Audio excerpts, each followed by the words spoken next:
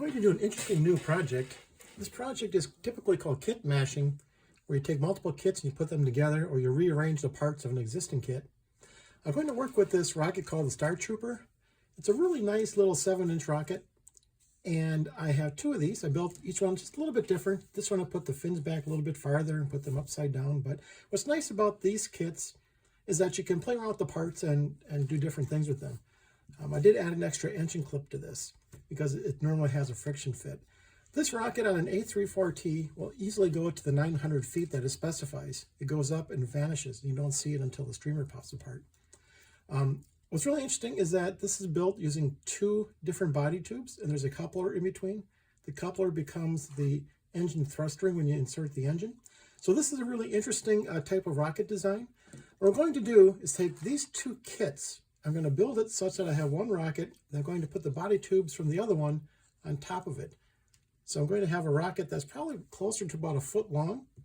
I'm going to have now 6 different fins. So I'm going to put the 6 fins in 2 sets of 3 around the bottom. Instead of the fins going out, I'm going to put them vertically. Actually, maybe I'll put one going out, one going vertical. That should be a very interesting pattern. I haven't decided yet.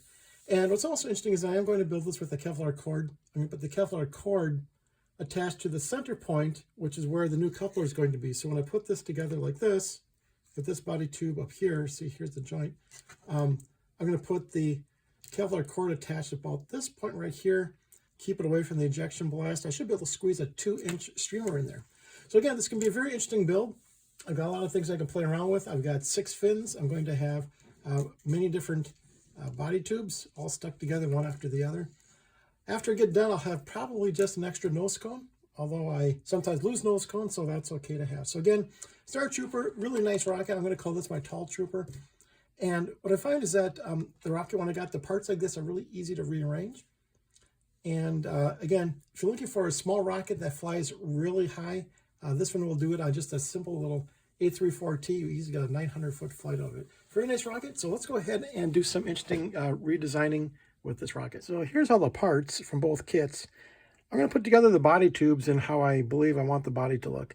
A lot of this is just, just fit it together and see what works.